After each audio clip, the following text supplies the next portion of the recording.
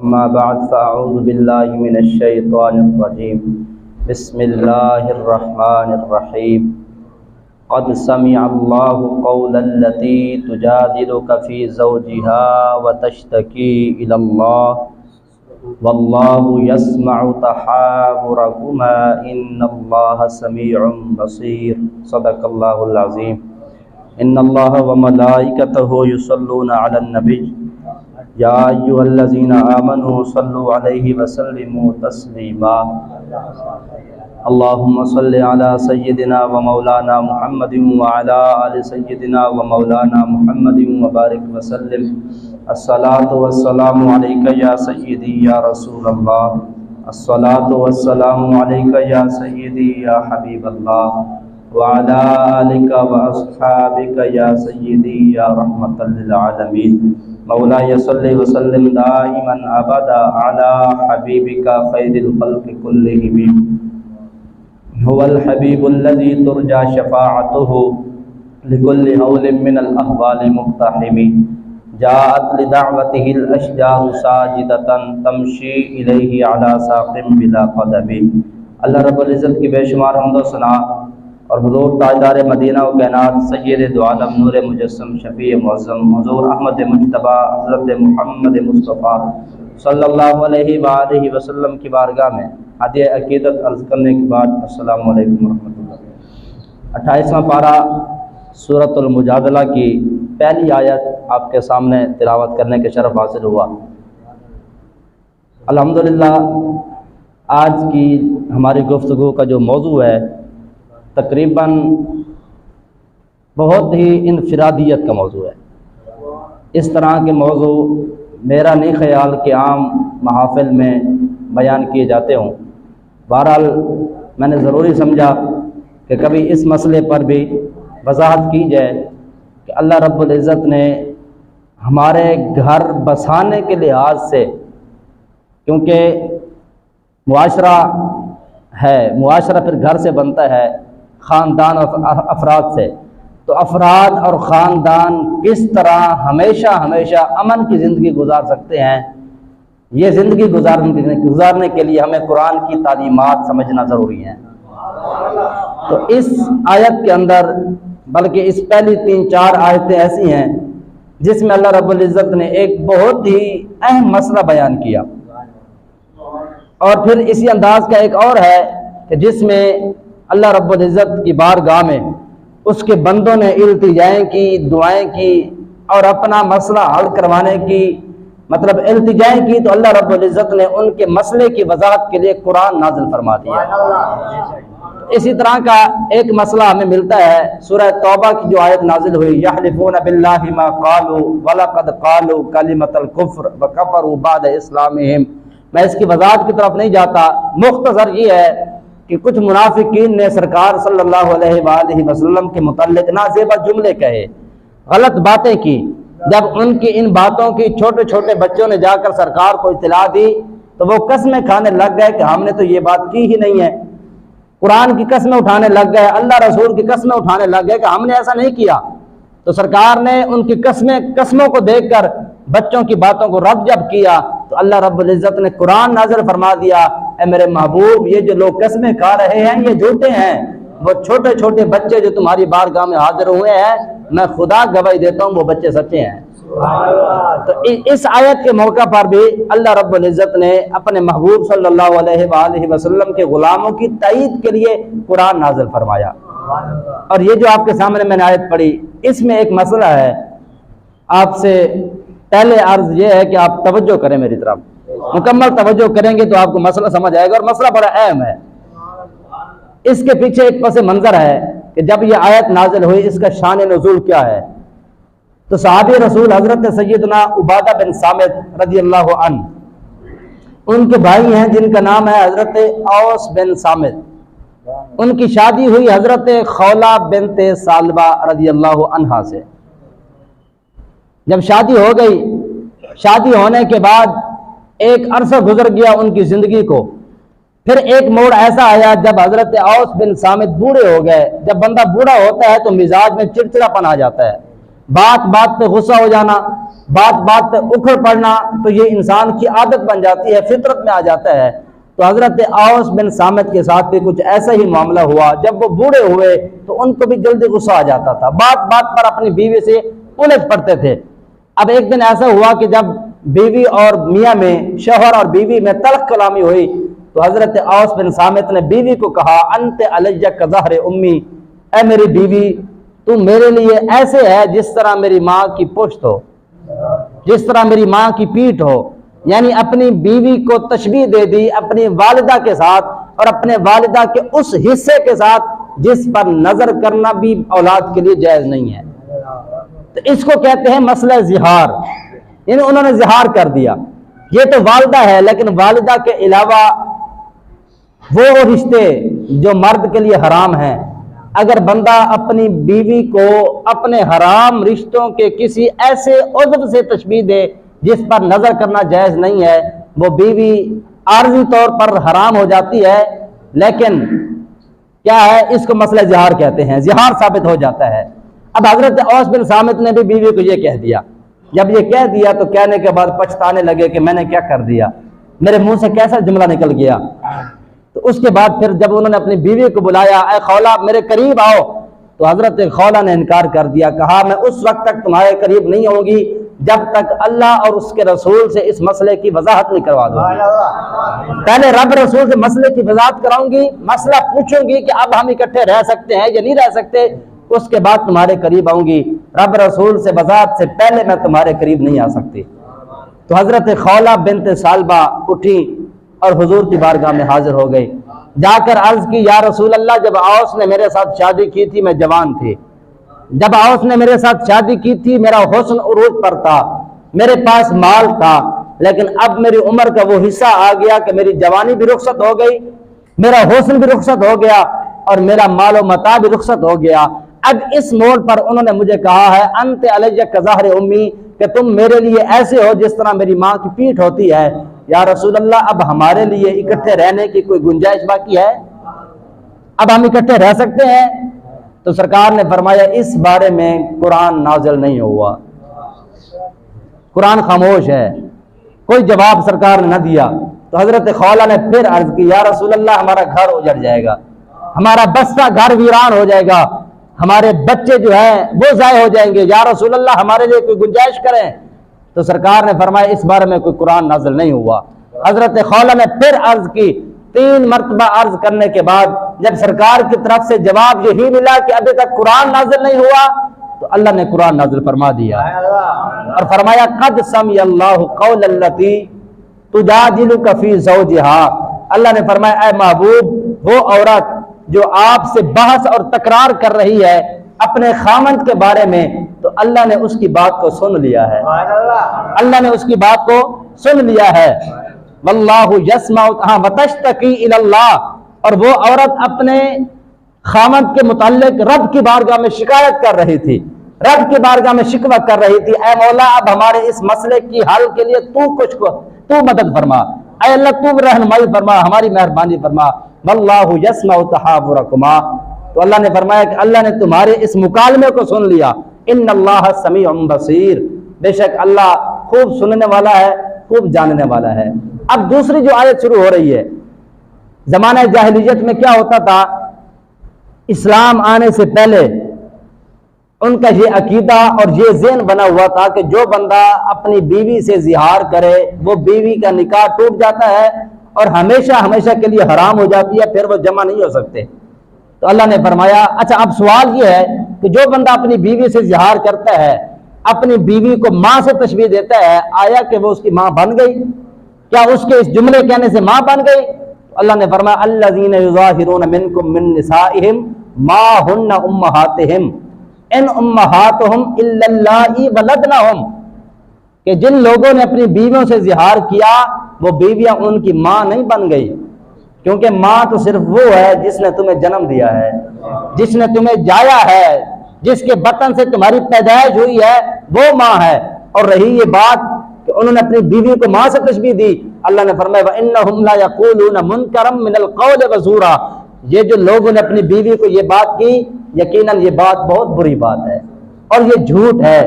اس طرح کہنے سے بیوی ماں نہیں بن سکتی اور نہ ہی بیوی کا نکاح ٹوٹتا ہے۔ اب رہی بات کہ اس کا مسئلہ کیسے ہوگا، جب شوہر نے کہہ دیا تو سرکار نے فرمایا اے خولا اب اپنے خاوند کو بلاؤ۔ جب حضرت اوس بن صامت آئے تو سرکار صلی اللہ علیہ وآلہ وسلم نے سورہ مجادلہ کی تیسری آیت پڑھ کے سنائی، والذین یظاہرون منکم من نسائہم ثم یعودون لما قالوا، فرمایا وہ لوگ جو اپنی بیویوں سے زہار کرتے ہیں، زہار کرنے کے بعد وہ رجوع کرنا چاہتے ہیں، فتحریر رقبۃ من قبل ان یتماسا، فرمایا اپنی بیوی کو ہاتھ لگانے سے پہلے ایک غلام آزاد کرنا ہوگا۔ ایک غلام آزاد کرو، یہ کفارہ ہے، کفارے کے طور پر فرمایا ایک غلام آزاد کرو۔ ذالکم توعظون بہ، فرمایا یہ کفارہ اور یہ تم پر اتنا سخت حکم کیوں لگایا گیا، تمہیں زجر و توبیخ کیا گیا تاکہ آئندہ تمہاری زبان سے ایسا جملہ نہ نکلے۔ اس لیے جب بھی اپنی اولاد کی شادی کرنے لگو اپنی اولاد کو ان مسئلوں سے بتاؤ، آگاہی دو انہیں، تاکہ اس کی زبان پر کبھی کبھی بھی ایسا جملہ نہ آئے کہ اس کا ایک جملہ کہنے سے بستہ گھر اجڑ جائے۔ کیا فائدہ کہ گھر ویران ہو جائے، گھر برباد ہو جائے۔ اس لیے زبان محتاط ہو کر بولا کرے، زبان کو چلاتے ہوئے 100 بار سوچیں میں جو جملہ بول رہا ہوں ٹھیک ہے یا غلط ہے، اس جملے کے کیا فوائد ہیں، یہ جو میں زبان سے جملہ نکال رہا ہوں اس کے کیا کیا نقصانات ہیں۔ تو فرمایا ایک غلام آزاد کرنا۔ فمن لم یجد فصیام الشہرین متتابعین من قبل ان یتماسا، فرمایا ہاں اگر ایک غلام آزاد نہیں کر سکتے پھر اپنی بیوی کو ہاتھ لگانے سے پہلے 2 مہینے لگاتار روزے رکھنا ہوں گے۔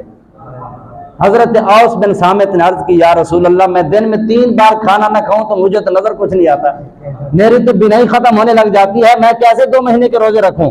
فرمایا فمن لم یستطع فاطعام 60 مسکینا، اگر 2 مہینے کے روزے بھی نہیں رکھ سکتے پھر 60 مسکینوں کو کھانا کھلاؤ۔ عرض کی یا رسول اللہ میرے پاس تو دینے کو کچھ بھی نہیں ہے۔ تھوڑی دیر گزری سرکار کی بارگاہ میں 15 سا جو ہے تو سرکار صلی اللہ علیہ وآلہ وسلم نے کون دیتا ہے دینے کو منہ چاہیے، دینے والا ہے سچا ہمارا نبی۔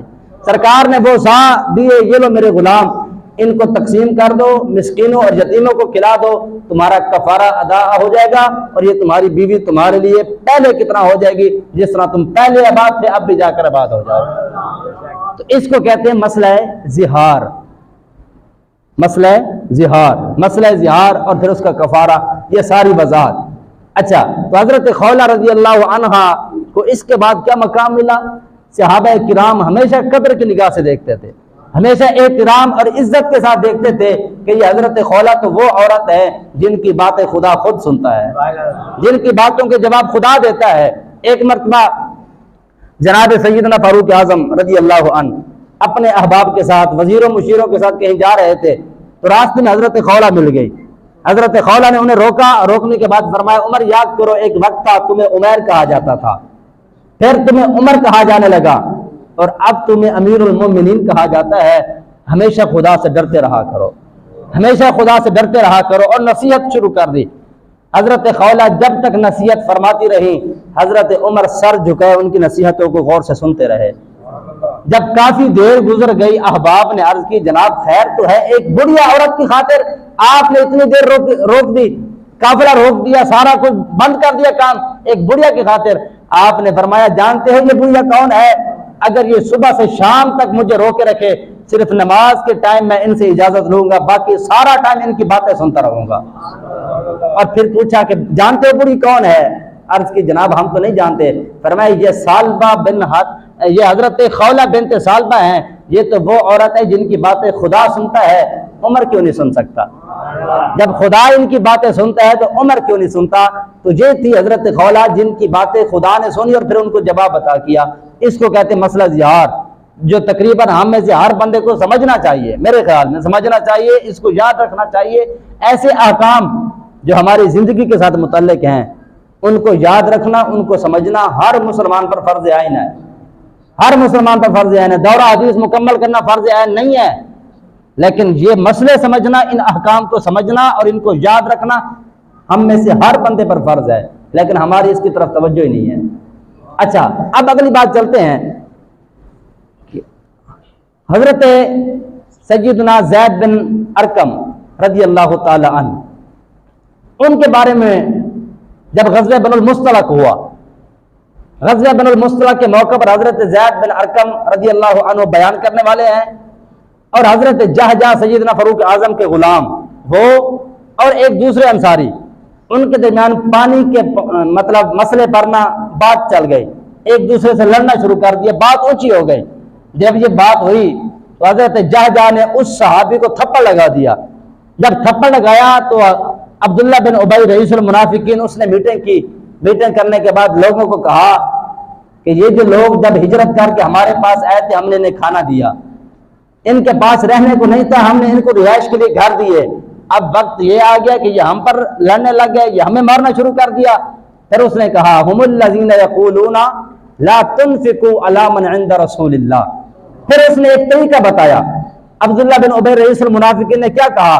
اس نے کہا کہ یہ جو لوگ تم سے لڑنے کو تیار ہیں تم ان کے چندہ بند کر دو، ان کو روٹی دینا بند کر دو، یہ جو غریب ہیں حضور کے ساتھ چمٹے ہوئے ہیں، جب تم چندہ بند کر دو گے، ان کو روٹی دینا بند کر دو گے، یہ خود بخود سرکار کو چھوڑ کر چلے جائیں گے معاذ اللہ۔ تم یہ طریقہ اپناؤ، تم ان کا چندہ بند کر دو۔ لیکن اللہ رب العزت نے فرمایا تم کیا سمجھتے ہو کہ تم اس طرح کر کے محبوب کی عزت کو کم کر لو گے؟ وَلِلَّهِ الْعِزَّةُ وَلِرَسُولِهِ وَلِلْمُؤْمِنِينَ، عزت تو ہمیشہ کے لیے رب العالمین کے پاس ہے، رب العالمین کے بعد رسول اللہ کے پاس ہے، اور رسول اللہ کے بعد مومنین کے لیے عزت ہے۔ اور اس کے بعد یعنی منافقین نے جتنی کوششیں کر لی اسلام کو دبانے کے لیے، اسلام کو بدنام کرنے کے لیے، یہ سارے حربے اپنانے کے بعد منافقین کو ایک مشورہ دیا گیا۔ توجہ ہے آپ کی؟ اب وہ مشورہ آپ توجہ سے سنیے کہ ان کے فائدے کے لیے انہیں کیا مشورہ دیا گیا۔ سورہ منافقون میں اس کا بھی بیان ملتا ہے۔ وَإِذَا قِيلَ لَهُمْ تَعَالَوْا عِنْدَ رَسُولِ اللَّهِ وَإِذَا قِيلَ لَهُمْ تَعَالَوْا يَسْتَغْفِرْ لَكُمْ رَسُولُ اللَّهِ لَوَّوْا رُؤُوسَهُمْ وَرَأَيْتَهُمْ يَصُدُّونَ وَهُمْ مُسْتَكْبِرُونَ۔ انہیں کہا گیا منافقو، مان لیا کہ تم نے سارے گناہ کیے، تم نے اسلام کے خلاف بہت منصوبے بنائے، سازشیں کی، اب اگر اپنی معافی لینا چاہتے ہو ایک ہی طریقہ ہے، سرکار کی بارگاہ میں جھک کر حاضر ہو جاؤ۔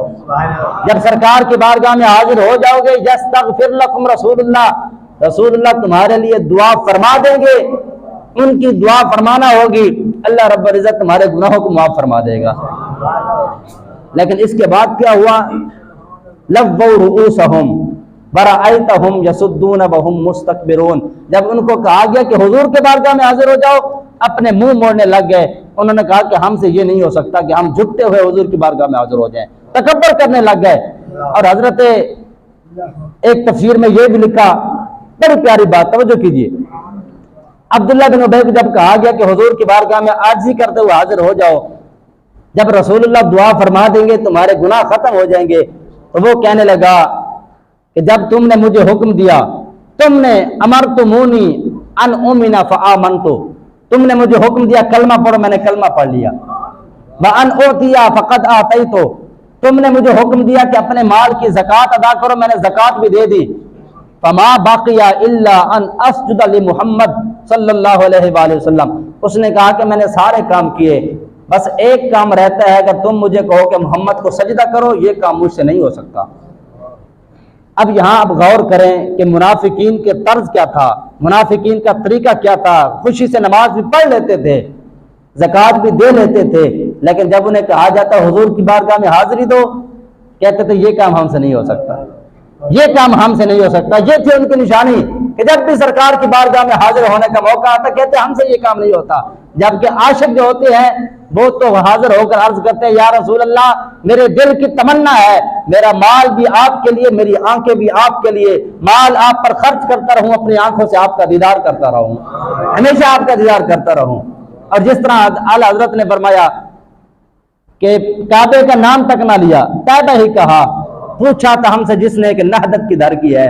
کہتے ہیں کہ جب ہم حج کرنے کے لیے چلے، گھر سے چلے، عمرہ کے لیے حضور کی بارگاہ میں حاضر ہوئے، تو ہم نے جس نے بھی ہم سے پوچھا کہاں جا رہے ہو، ہم نے کسی کو یہ نہیں کہا کہ کعبے جا رہے ہیں، ہم نے کسی کو یہ نہیں کہا کہ ہم عمرہ کرنے بیت اللہ جا رہے ہیں، ہم حج کرنے جا رہے ہیں، بلکہ جس نے بھی پوچھا ہم نے کہا ہم گنبد خضرا پر حاضری دینے جا رہے ہیں، ہم تو حضور کی بارگاہ میں جا رہے ہیں۔ تو سرکار صلی اللہ علیہ وآلہ وسلم کی محبت کے حصول کے لیے ضروری ہے کہ ہم اپنے اعمال پر فخر نہ کریں، نماز بھی ضروری ہم پڑھیں، زکوٰۃ، عشر یہ بھی ضروری ہم کریں، لیکن ہمارا ناز اس پر نہ ہو، بلکہ ہمارا ناز فقط یہ ہو کہ ہمارے شفیع حضور ہوں گے، ہماری شفاعت کرنے والے حضور کی ذات ہے، ہمارا بیڑا پار لگانے والے حضور کی ذات پاک ہے۔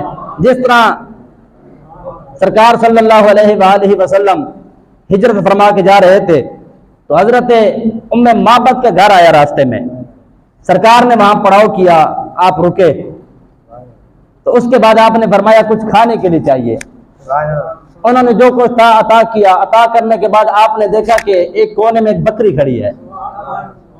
جب سرکار نے بکری کو دیکھا تو فرمایا دودھ کی ضرورت ہے، کیا اس سے دودھ دو لیں؟ یہ بکری پیچھے کیوں رہ گئی؟ عرض کی حضور یہ بکری بڑی کمزور ہے، دودھ اس کے اندر ہے نہیں۔ باقی بکریاں لے کر چلے گئے حضرت ابو معبد، اور یہ بکری ان کے ساتھ نہیں جا سکتی تھی، اس لیے پیچھے رہ گئی۔ سرکار نے فرمایا دودھ دو لوں، اجازت ہے؟ عرض کی حضور اگر دودھ ہے تو آپ نکال لیں۔ حضور صلی اللہ علیہ وآلہ وسلم جب تشریف لے کر گئے، بکری کو ہاتھ لگایا، اس کے تھنوں میں دودھ بھر آیا۔ حضور نے دودھ دونا شروع کر دیا اور ایک بڑا سارا برتن بھر گیا، سب کو پلایا۔ سب کو پلانے کے بعد ایک اور برتن بھرا اور گھر پر رکھ کر چلے گئے۔ جب شام ہوئی حضرت ابو معبد گھر آئے، انہوں نے پوچھا کہ گھر میں ایک ہی بکری تھی، دودھ اس پر تھا نہیں، یہ دودھ کہاں سے آ گیا؟ تو حضرت ام معبد نے جس انداز میں ان کا تعارف کرایا سرکار کا کہ کون آئے تھے، ایک اردو شاعر نے اس کو اس طرح لکھا کہ ابھی آئے تھے ایک دل ربا جو جمال اپنا دکھا گئے، ابھی آئے تھے ایک دل ربا جو جمال اپنا دکھا گئے، یہ لہک مہک تھی لباس میں کہ مکان سارا بسا گئے، وہ نبی محمد مصطفیٰ جو سوئے عرش الا گئے۔ سرکار صلی اللہ علیہ وآلہ وسلم کے اس انداز میں تعارف کرایا تو اصل بات ہے اعمال پر نازا نہیں بلکہ حضور کی غلامی پر نازا۔